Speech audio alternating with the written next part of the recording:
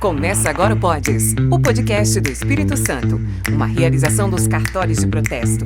Aqui conversamos com lideranças, empresários e empreendedores e profissionais que contribuem para o desenvolvimento empresarial do nosso estado.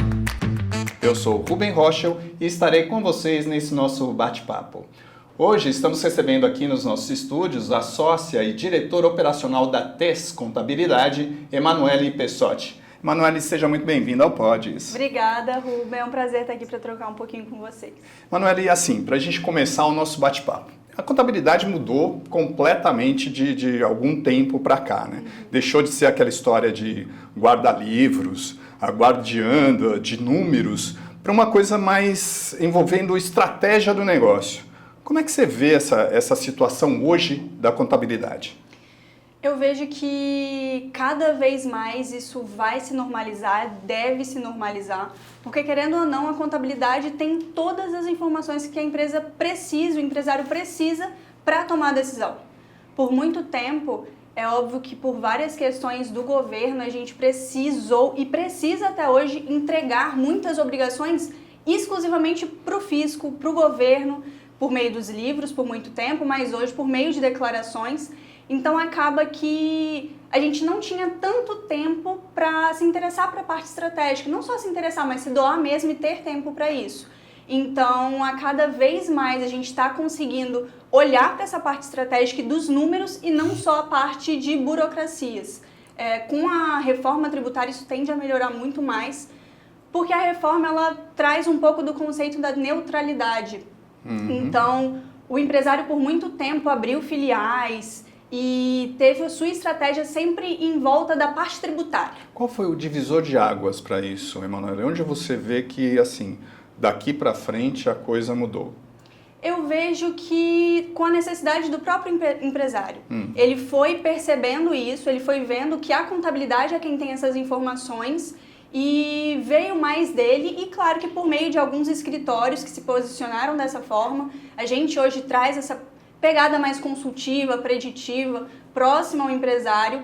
Então, eu vejo que essa virada de chave veio muito dos escritórios que estão se atualizando, seja com a parte de tecnologia e com outras questões também, mas desses dois lados eu diria, assim. Ainda existe resistência por parte de empresários para essa nova função da contabilidade? Existe porque a contabilidade, ela, querendo ou não, ela é confiança e sempre vai ser confiança. Então, ainda tem, natural, muitos escritórios que não investem e não conseguem olhar para a parte estratégica por não ter pessoas para isso. Então, eu acho que tem mais resistência quando o empresário ele está nessa contabilidade ainda muito tradicional e quando vem alguma novidade assim que faria ele se diferenciar, tem um certo receio. Porque você precisa de fato mostrar confiança, mostrar o que você vai fazer e trazer ali de novidade para que ele crie, de fato, esse vínculo com você. O que diferencia aí essa contabilidade mais operacional dessa contabilidade voltada mais para a estratégia? A parte operacional é aquilo que todo mundo conhece. Fechamento de folha de pagamento, apuração dos impostos, entrega de declarações, que a gente ainda precisa fazer querendo ou não. Mas quando eu olho para a estratégia, eu falo que por muito tempo a gente olhou só o tributário. Por quê? Porque, querendo ou não, se você tem um prejuízo fiscal, interfere diretamente no bolso da empresa, isso é natural. Mas foi deixado de lado a parte contábil, que é onde está o coração da empresa, onde está o resultado, onde está o lucro, onde está a margem, onde está o faturamento. E isso foi se deixando de lado por uma necessidade mesmo de só olhar para o tributário. Então, essa virada de chave para o estratégico mostra isso. Como que você vai tomar decisões? Como eu estava falando, a reforma ela vem para mudar porque ela diz que vai trazer uma simplificação. Então, hoje, o empresário ele toma uma decisão, por exemplo, de abrir uma filial no Espírito Santo, talvez pelos incentivos fiscais. Então, com a reforma, muito disso vai mudar. E aí, o empresário tende, sim, a olhar para o planejamento estratégico e não só para o planejamento tributário. Então, essa vai ser a diferença, assim, é óbvio que é uma transição longa e tudo mais, vai até 2033, até isso se normalizar, a gente ainda vai passar por muita coisa, mas a ideia é que finalize com isso, digamos assim. Mas esse pensamento dessa contabilidade mais voltada para o futuro, isso serve para o empresário também pensar em metas, né? Metas mais realistas para as empresas? Exatamente. Hoje, o nosso core business, falando da TES, é contabilidade, é finanças, mas a gente viu a necessidade de agregar, por exemplo, alguns outros serviços que gerem valor, e um deles é o planejamento estratégico. O que é o planejamento estratégico? Olhar mesmo para a parte financeira, para a parte de processos, para a parte dos seus próprios clientes e criar indicadores. Olhar para a margem de lucro, olhar para a taxa de inadimplência, ver quais os seus processos internos que se diferenciam e como que você mede eles mesmo, falando para eficiência e tudo mais, para redução de custos. O planejamento estratégico ficava mais com RH, né? Com recursos humanos, antigo recursos humanos. Sim, sim. Hoje envolve toda uma cadeia, empresa, né? Isso, eu falo que envolve toda a empresa, porque quando você fala de planejamento estratégico, você fala de metas. E é óbvio que precisa ser desenhado pelo empresário, pelo dono, mas toda a equipe precisa estar ciente, porque quando você cobra uma meta, ele quer se sentir pertencente. Então a construção e não só o desdobramento também precisa ser passado para o time, e isso vai de toda a cadeia ali desde quando você constrói, né? O empresário hoje, quais são os indicadores financeiros aí básicos que ele tem que acompanhar no dia a dia? Varia muito de empresa para empresa, mas eu diria que, em regra geral, faturamento, margem de lucro, taxa de inadimplência. É óbvio que se você tiver uma empresa que está com alto índice de investimento, você precisa analisar esse retorno sobre o investimento, que é o ROI. Tem alguns indicadores, mas eu diria que os principais são esses. E a gente sempre acompanha muito de perto as despesas mesmo.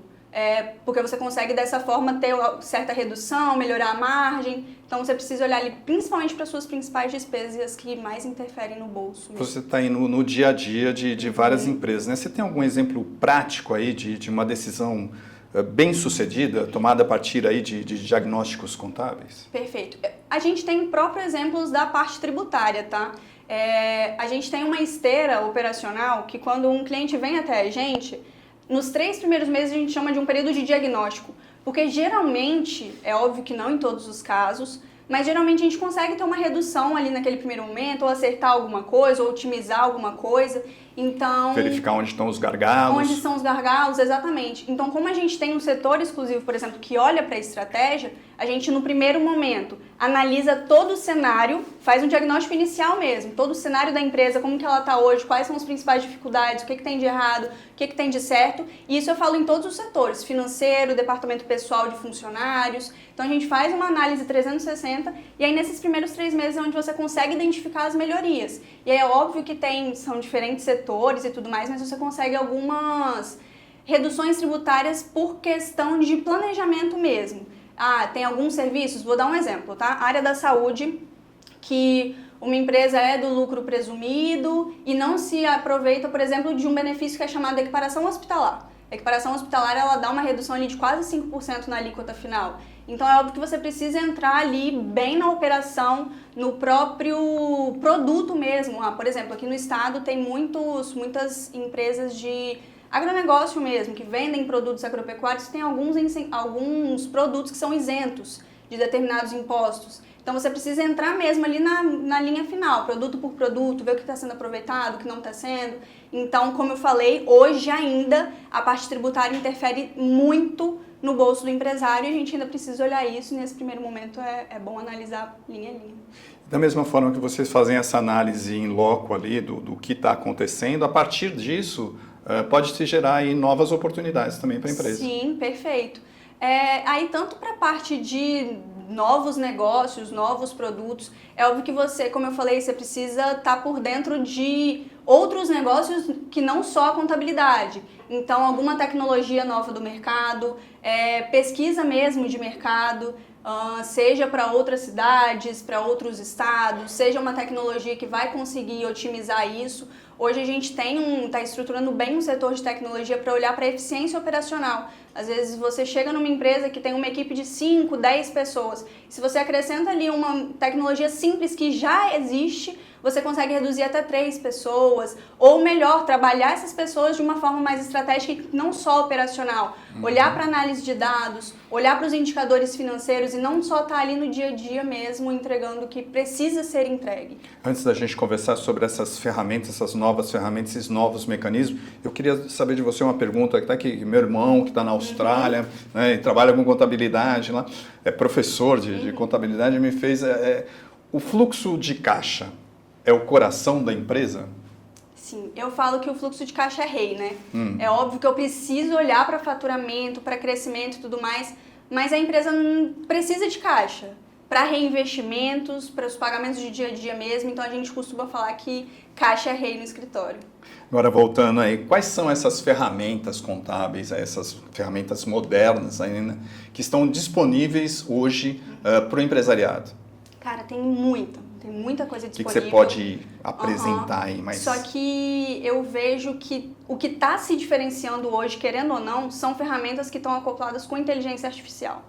A gente utiliza por exemplo, é óbvio que eu tenho os meus fechamentos contábeis e tudo mais, eu envio um balancete porque eu preciso de fato, mas eu tenho algumas ferramentas que geram dashboards e fazem já por meio de IA análise desse balancete, olhando para os últimos 12 meses, comparando com o mesmo período anterior, olhando para a sazonalidade. Então eu consigo, por exemplo, pegar esses meus indicadores, seja o meu fluxo gerencial com o meu contábil, e transformar em dashboards. Eu tenho alguns sistemas financeiros mesmo que já me trazem isso, então a gente usa um lá no escritório, por exemplo, que é o Recupera Mais, que é um sistema de recuperação de crédito.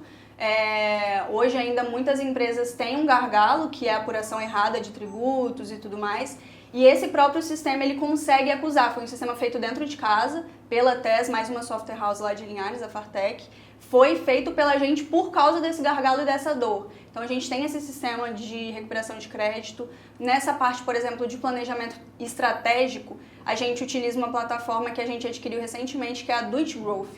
É uma plataforma que ela mapeia e estrutura todo o planejamento estratégico da empresa e no final ela me dá como se fosse um Kanban do que não foi feito, do que já foi concluído, do que ainda não foi iniciado. Então eu consigo mapear toda a jornada do planejamento estratégico e de fato executar, porque uma grande dor dos empresários eu tenho um planejamento lindo, tá tudo certo, eu sei o quanto eu quero alcançar, onde eu quero chegar, eu sei o que eu preciso fazer, mas esse planejamento acaba se perdendo dentro do primeiro trimestre ou primeiro semestre. Exatamente. Então, ter algumas plataformas que consigam cobrar os responsáveis com prazos, metas. Acende uma luzinha vermelha ali. Isso, chega um e-mail, acende uma luz, ou um sinal de fumaça, alguma coisa. Mas precisa, sim, estar sempre... Isso já é uma realidade, isso já está no mercado. Já é uma realidade Eu falo que hoje precisa ser de todas as empresas. Isso facilita muito a vida do empresário. 100%, tanto do empresário quanto de qualquer pessoa do operacional mesmo, porque é óbvio que o empresário ele precisa estar muito ligado a isso, mas ele precisa que as informações venham até ele. Então, ter um time que consegue mapear isso é mais importante ainda, porque você consegue ter uma operação eficiente, ter análises corretas, é óbvio que tudo que se fala em tecnologia, eu preciso checar, eu preciso verificar, eu preciso corrigir, mas com essa agilidade que a tecnologia me traz, eu consigo reportar para o chefe, para o empresário, para qualquer pessoa, esses dados mesmo. Então é óbvio que o empresário precisa estar por dentro, precisa utilizar, precisa saber, mas quando ele sabe direcionar muito bem para o time dele, as informações vêm com muito mais fluidez e com muito mais facilidade.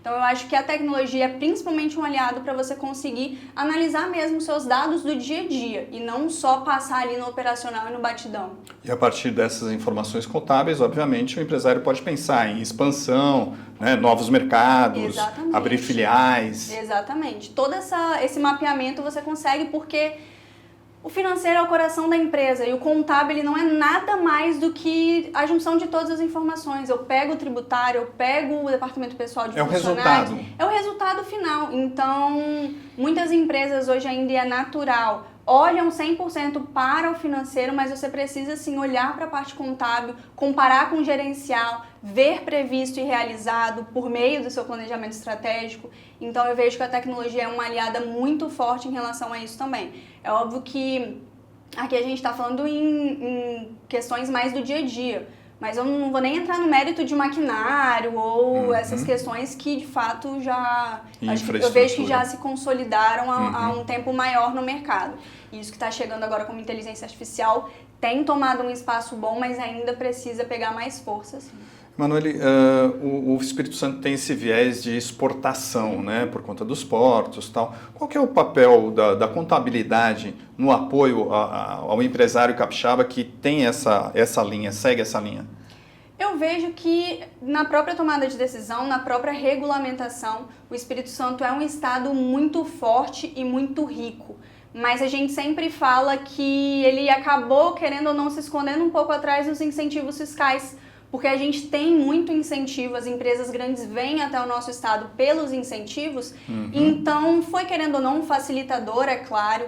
E com a reforma tributária, que tem o fim da maioria desses incentivos, a gente vai precisar sim se desdobrar. Já tem uma galera fazendo esse movimento bem forte de levar o Espírito Santo para o Brasil todo, mas a gente vai ter meio que trazer mesmo essa luta para todo empresário capixaba, porque a gente tem muita coisa para explorar, a gente tem portos, a gente tem uma logística que dá para ser muito melhorada, a gente tem turismo, então eu vejo que a gente precisa fortalecer o nosso estado para que com o fim ou a diminuição dos incentivos ele não seja penalizado. Então eu acho que é um trabalho sim do governo também, mas muito do empresário que está aqui e precisa fazer o estado rodar. Eu tenho um dado aqui que 32% das empresas que iniciam nessa área acabam aí falhando, né? Por falta exatamente de planejamento tributário. Como é que você vê essa questão? Eu vejo que é o básico, querendo ou não. Porque... Antes de começar uma empresa, o empresário já tem que ter essa noção. Sim. Hoje, no nosso cenário atual, sim. Porque, querendo ou não, é um diferencial competitivo. Como eu falei, tem grandes empresas que vêm até o Espírito Santo por benefícios fiscais, por redução na carga tributária, porque, querendo ou não, lá no final isso vai interferir no meu fluxo de caixa, isso vai interferir no meu resultado. Então, hoje, antes de uma empresa abrir, a todo ano, a cada semestre, a gente precisa sim reavaliar, e não é olhando para o que passou, é olhando para o que está por vir. Então, a gente sempre faz, por exemplo, planejamento tributário em dezembro, novembro, dezembro, que é o período comum, digamos assim, que precisa ser feito para o próximo ano, e a gente revê isso semestralmente, porque, querendo ou não, estou em outubro, novembro e falo, Manu, eu imagino que no próximo ano eu vá crescer 20%, eu vá contratar mais X funcionários, eu vá abrir uma filial em São Paulo. Vamos supor que eu chegue no final desse primeiro semestre e eu cresci 50%, abri também uma filial lá no Rio Grande do Sul e contratei o triplo de funcionário. Esse cenário muda todo. Então você precisa, além de planejar, acompanhar muito de perto. E manter um controle aí do capital de giro. 100%, porque é o que vai fazer a empresa rodar mesmo. Como é que a contabilidade também, por outro lado, aí, pode ajudar as empresas a se protegerem da inadimplência? Eu vejo hoje que tem algumas formas muito boas disso. É óbvio que tem os sistemas financeiros ali que conseguem tanto ver ali quem é o seu fornecedor, quem é o seu cliente, conseguir pegar essas informações, mas um setor financeiro de cobranças estruturado é muito importante para todas as empresas, porque, querendo ou não, se você não cobra, é óbvio que aquele cliente vai te escolher pagar no final. E se isso não acontecer, é óbvio que tem os cartórios e tudo mais para dar esse suporte. Óbvio, vamos fazer o nosso marketing aqui também. Agora, Manu, como é que a gente, pela sua experiência, como é que a gente pode separar o uso saudável do crédito do endividamento perigoso? Pelo planejamento, eu vejo que isso seria mais um dos indicadores que a gente tem para medir. É óbvio que todo o investimento ele precisa ser feito, mas ele precisa ser muito calculado. Então, como eu falei anteriormente, eu tenho ali o ROI, que é um dos indicadores que a gente consegue controlar e medir. E aí tem uma série de questões que eu preciso analisar antes de pegar esse crédito ou o que quer que seja.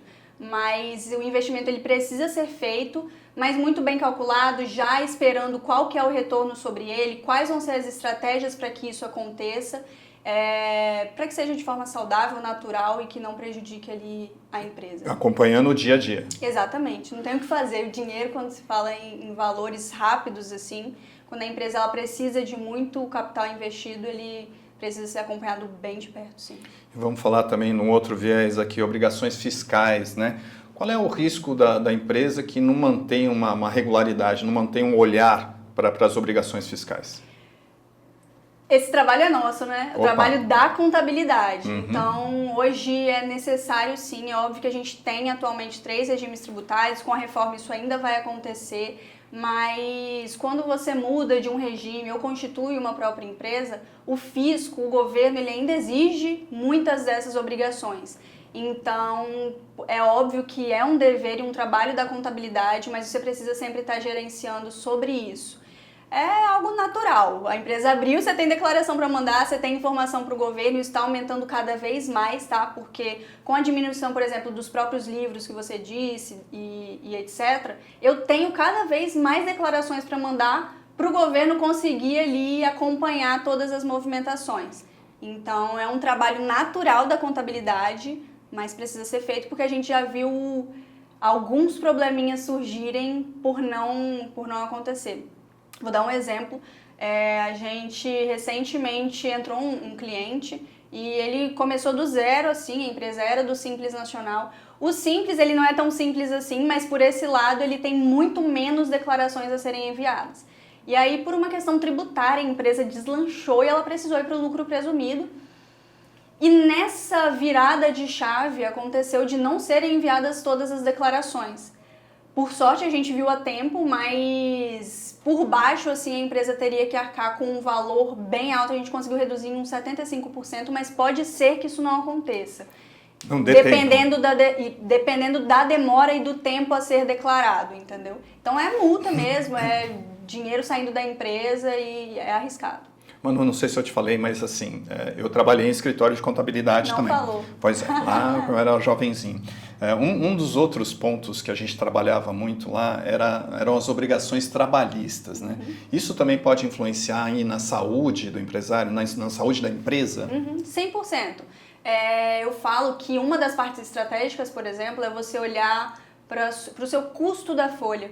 Porque às vezes eu olho para salário, eu olho para o imposto que incide da própria parte trabalhista, mas não olho todos os outros custos envolvidos. Eu tenho provisão de férias, eu tenho provisão de 13º, eu tenho todos os encargos e benefícios que eu preciso dar para aquele colaborador e isso tudo incide na minha parte de pessoal. Então eu preciso sim analisar a cada novo colaborador, o que precisa ser feito. Ver a reforma ela não vem para mudar isso, mas já tiveram algumas modificações ali e sim tem que ficar olhando de perto. Eu falo que risco, às vezes é óbvio, é comum, tem empresários que querem correr e tudo mais, mas o risco ele tem que ser calculado.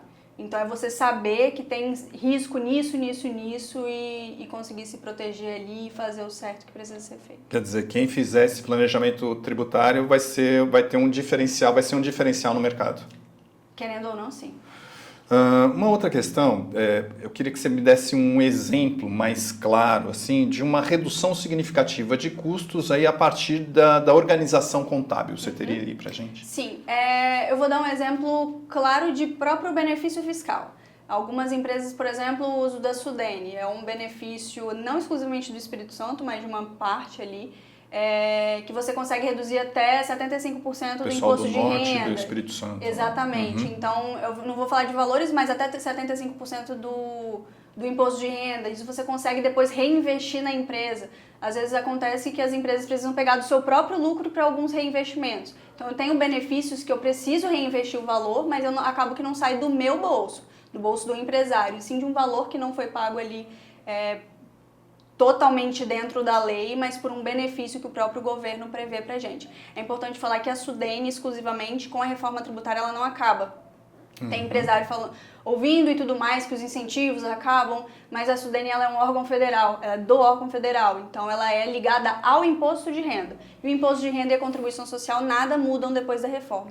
Então não se fala em fim de Sudene, mas sim dos outros. A gente vai continuar com aquelas mega empresas ali a partir do Rio Doce, a partir de Linhares ali. Isso aí. É óbvio que tem outros benefícios, como o Invest, que vão sim, porque estão ligadas ao ICMS, que é o imposto estadual, mas a Sudene tem algumas empresas com medo, com receio, mas essa ainda não é a reforma do imposto de renda. Então, quanto a isso, por enquanto, pode ficar despreocupado. Eu falo por enquanto, porque até um mês atrás a gente falava que o empresário podia ficar despreocupado com distribuição de lucro. Exato. E semana passada já saiu aí sobre a tributação dos dividendos e tudo mais. Então, nunca se sabe quando isso vai mudar, mas até então... Quer dizer, você tem que ficar atento full time às mudanças de legislação. 100%. Eu falo que é óbvio que o empresário ele não precisa saber tudo, mas precisa sim saber o básico para você conseguir entender do mercado.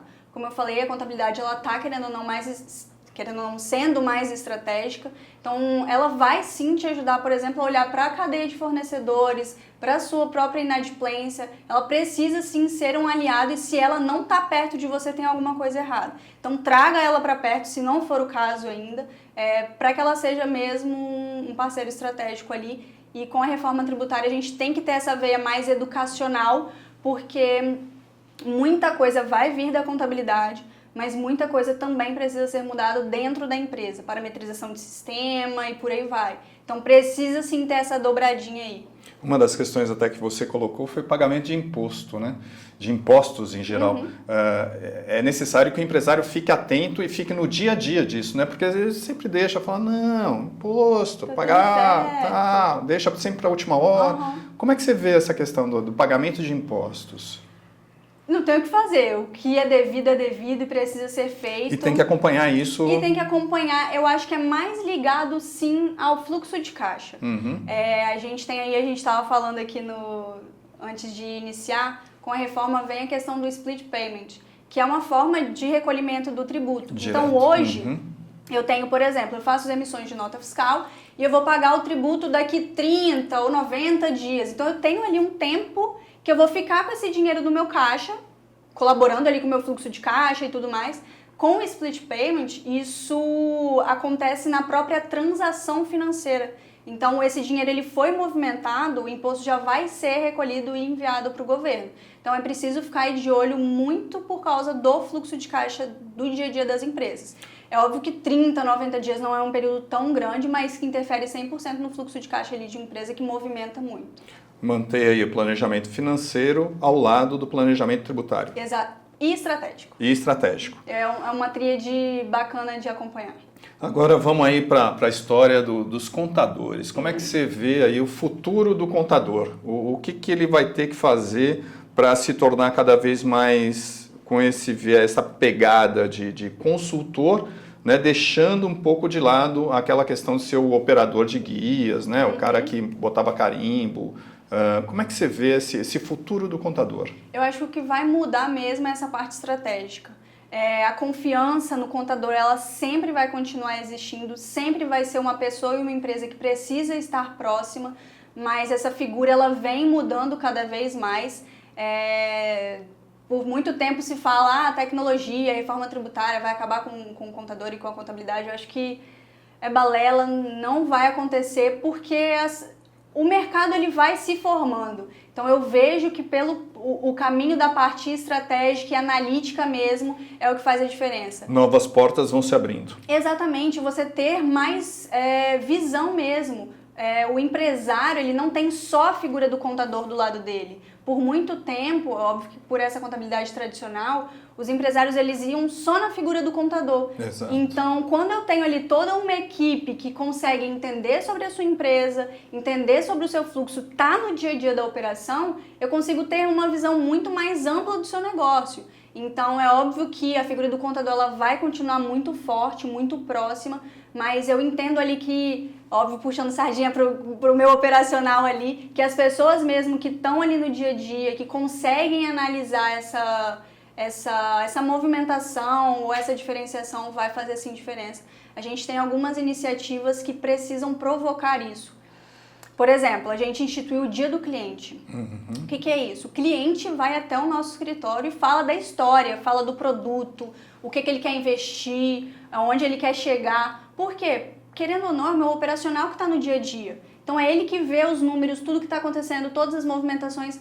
Quando essas pessoas entendem mesmo todo o fluxo de trabalho da empresa, ela consegue ter algumas sacadas. Cara, tem tanto evento falando de tecnologia, pensa se um colaborador meu vai até um evento e já linka que pode colaborar com um cliente nosso. Então é mesmo trazer essa cabeça analítica, essa cabeça de dono, querendo ou não ali, de cuidar mesmo das empresas que estão abaixo do guarda-chuva da contabilidade. Essas relações humanas, elas vão permanecer, mesmo 100%. com a inteligência artificial dominando uma outra área, que seria essa área mais 100%. prática. Exatamente, ela vai agilizar o nosso processo e ajudar. Mas eu acho que as relações humanas tá se provando isso, que as pessoas querem o contato físico, as pessoas querem eventos, querem fazer reuniões, querem conversar sobre negócio com pessoas. Então é óbvio que a tecnologia ela vai ser um grande aliado, como já está sendo, mas eu preciso sim de cada vez mais pessoas capacitadas que consigam fazer esse movimento. E promover essa integração do empresário com a contabilidade como um todo, né? Exatamente. Facilitar esse trânsito. Exatamente. Não falar só quando eu preciso enviar um imposto, quando eu preciso fechar uma folha. Não, eu tive uma dúvida, liga para a contabilidade. Ah, eu quero investir nisso, liga para a contabilidade, pergunta. Pede alguns índices, vê mesmo, faz uma pesquisa ali junto às pessoas que estão nesse dia a dia, que eu acho que isso que vai fazer diferença. Dá pra gente pensar aí no contador sendo o médico da empresa. Exatamente, cuidando da saúde financeira. Manu, você acredita que as empresas que não usam a contabilidade aí de forma estratégica, de alguma forma elas vão perder competitividade? Eu acho que elas perdem competitividade ou perdem dinheiro mesmo. Porque... Efetivamente. Porque se eu não uso o meu contador como um consultor financeiro, eu preciso investir em um consultor financeiro. Então, o contador, a contabilidade, é óbvio que são valores agregados e tudo mais, mas se a empresa não trouxer o contador como esse aliado não só para a parte tributária e sim para a parte estratégica, vai perder competitividade sim, porque querendo ou não é um know-how ali que faz a diferença. Aproveitar, tirar um pouquinho de proveito aí da sua expertise aí. Quais dicas práticas você daria hoje para o empresário para ele manter o caixa dele saudável? Vamos lá. Além de, obviamente, contratar a sua empresa, né? Além de contratar a TES, a gente fala muito sobre rituais de gestão. Rituais de gestão nada mais é do que uma reunião que pega consistência. Então, ter de fato um ritual de gestão com a sua parte financeira, com a sua contabilidade, acompanhando mesmo os números de perto. Eu acho que é isso que vai fazer toda a diferença. O empresário ele não tem que ir até o número, mas ele precisa do número. Então, ter esses rituais, seja uma vez por mês, uma vez a cada 3 meses, mas ver o que foi planejado, o que está sendo executado, olhar ali mais de perto mesmo. Então, eu diria que o ritual de gestão é uma prática que precisa assim, ser implantada em todas as empresas. Não só da parte financeira, você me perguntou mais de fluxo de caixa, mas sim de várias outras áreas. É óbvio que eu preciso ter consistência, ter pautas bem definidas, mas eu vejo sim que rituais e reuniões que sejam eficientes é o que vai fazer a diferença na empresa, porque hoje muito se fala sobre comunicação, problemas e falhas na comunicação interna mesmo da empresa. Eu vejo que isso ajuda muito nesse problema de grande parte das empresas. Então, não inchar de reunião, não inchar de rituais, mas fazer assim com pautas definidas, datas certas, responsáveis e plano de ação. O que você vai tirar dessa reunião? O que vai ter que ser feito após essa reunião? Óbvio que muito da parte financeira, mas também operacional, comercial, marketing e tudo que agregue valor para a empresa. Vamos falar um pouquinho aí da Emanuele Pessotti. Manu, como é que você saiu de lá de Linhares aí e decidiu entrar para essa área de contabilidade? Vamos lá. Eu fiz o meu ensino médio atrelado ao curso técnico de administração no IFES de Linhares. E no finalzinho, assim, tava meio perdida, sabia que queria mexer com negócios, mas não sabia com o que direito. E aí fui para a área de administração. Então não estava decidida e tudo mais, mas quando eu estava finalizando o meu curso técnico, olhei meu professor de contabilidade passando e falei: professor, vem cá. Tô formando, você tem uma vaga para mim? E eu comecei como secretária no escritório de contabilidade, mas fazendo administração. E aí ele foi me dando oportunidade, fui para a área fiscal, na parte operacional mesmo, fui para a parte contábil, e aí de fato entrei na contabilidade e foi o que eu vi de fato luz, assim. Então migrei da parte de administração para a parte de contabilidade, entrei na TES. Eu falo que eu passei por todos os setores da contabilidade. Passei pelo contábil, passei por regularização e aí hoje estou como diretora operacional porque como eu tive ali no meio da operação, eu consigo conciliar ali, ajudar no contato com o cliente, ajudar no contato entre os setores. Mas foi assim, foi sem querer, pedindo um emprego, gostei. E qual foi o seu maior desafio até agora, nessa sua carreira? Eu falo que hoje não é mais tanto desafio, mas já foi. Principalmente quando eu migrei para a diretoria operacional. A contabilidade, naturalmente, já trata os setores como corpos separados. Então, eu tenho o departamento fiscal, eu tenho o departamento contábil, departamento pessoal e regularização. Naturalmente, toda a contabilidade diferencia e separa muito isso, quando, na verdade, eu estou falando de uma empresa. Então, eu vejo que a minha principal dificuldade no começo foi interligar todos esses setores. Porque o que eu faço no fiscal vai interferir no contábil, que interfere no pessoal, que no final é o meu cliente que vai estar vendo uma forma geral. Então, a minha maior dificuldade no começo foi isso. A gente passou por vários grupos de WhatsApp, passamos por muita reunião, tivemos muita troca de ideia, batemos cabeça, mas eu vejo que isso está mudando, assim. Hoje, você chega no escritório, tá todo mundo junto, a galera toda junta, a gente tem reunião diária exatamente para esse alinhamento. Então, eu tive um problema hoje, eu falo ali na minha reunião diária, porque se você daqui a pouco vai tratar com aquele cliente, ou o que quer que seja, você já sabe de tudo que está acontecendo. Então, foi um caminho, foi um período. Eu vejo que essa foi a dificuldade, mas hoje não é mais. Manu, você é jovem, né, e já ocupa aí uma posição de liderança. Como que você lida com essa responsabilidade aí, caminhando um pouco para a questão do etarismo, né, que é esse preconceito que as pessoas têm em relação à idade em geral, tanto os mais novos, né, como os mais velhos. Como é que se lida com essa questão? Por um tempinho, não vou dizer nem muito tempo porque eu sou nova, mas por um tempinho eu achei que isso fosse um problema. Eu queria parecer mais velha, já questionei, teve bastante, estava até conversando com a nossa diretora financeira sobre isso esses tempos atrás. Só que hoje eu vejo como minha maior qualidade. É a minha idade, é a minha juventude. De fato, eu consegui entregar, eu consegui fazer e mostrar resultado para o meu cliente, para a empresa onde eu estou. Eu falo que é a minha maior qualidade porque se eu sei o que eu sei hoje, imagina daqui 10, daqui 20, daqui 30 anos, a gente é eterno aprendiz, então você só tem a ganhar quanto antes você começar. Não vejo como um problema. É óbvio que tem pessoas muito mais experientes que eu e eu vou abaixar a cabeça, vou ouvir, vou aprender muito, mas não que eu seja menos. E sim que eu tô aprendendo, que eu tô trilhando o meu rumo ali. Mas já foi um problema, sim. Tá aí. Emanuele Pessotti, sócia diretora da TES Contabilidade. Emanuele, eu agradeço muito a sua participação aqui no Pods, né, e espero que essas práticas, essa sua expertise, né, a gente possa levar para muitas outras pessoas aí. Eu que agradeço, muito obrigada, Rubem, toda a galera do Pods, e é isso, até mais. E esse foi mais um episódio do Pods, o podcast do Espírito Santo. Até a próxima. Esse foi mais um episódio do Pods, o podcast do Espírito Santo, um projeto dos cartórios de protesto. Até o próximo episódio.